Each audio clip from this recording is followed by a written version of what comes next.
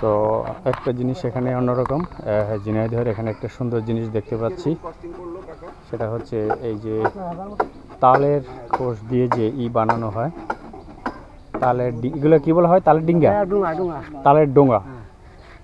আচ্ছা, তো এটা কি একটা গাছ দেখি দুইটা হয় না একটাই? আচ্ছা, দুইটা হয়। ওই যে একটা করতে আপনাদের কতটুকু সময় লাগে? কয়জন লাগে? দুইজনের 3 দিন তো লাগবে। 6টা জন, 6 জনের 6 রোজ লাগে। হ্যাঁ। আর এই যে যেটা দিয়ে তৈরি করতেছেন এটার নাম কি? তাল গাছ। না না, এই যে হাতের আছে 22 কয় 22 22 কাকা যে ইনফরমেশন দিল রাজবাড়ি, ঠিক আছে, ওখানে কিছু নেই। এটা তো রাজবাড়ি না, এটা আছে রাজার পূজার স্থান।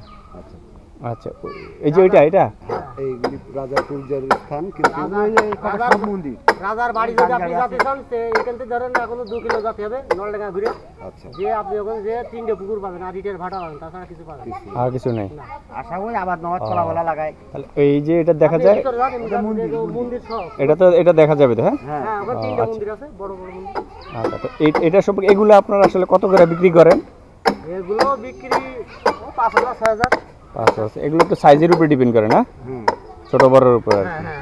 আর এই যে সাইডে তো শাড়ি আছে, তো এই শাড়ি দিকে বলে বেচা কিনা একটা। এগুলো আমরা বিক্রি করতে কোথায় নিয়ে যান? আমরা নিজেরা ব্যবহার করে দিন বানাচ্ছি। ও আচ্ছা, বিক্রি করেন না? আর যদি আপনারা যদি কিনেন বা কিনতে হয়, কোথায় পাওয়া যায় এগুলা? ওটা আছে কিনতে হলে আপনার পাওয়া যাবে আছে নড়াইল। নড়াইল? ও আচ্ছা আচ্ছা, যাক ঠিক আছে। তাহলে এটা আপনারা নিজেদের জন্য তৈরি করতেছেন? কাজের জন্য বর্ষাকালে কাজে লাগে। গাড়ি নিয়ে ওই সাইডে যাওয়া যাবে? গাড়ি কেন থাক, সমস্যা আছে। খারাপ আচ্ছা, ধন্যবাদ, ঠিক আছে। ওখানে ঘুরে আসো, ওখানে এখন 3টে মন্দির আছে, ঠিক আছে। আরো ভাই এগিয়ে আছে, মন্দির তো সব নষ্ট হয়ে গেল, সংস্কার করে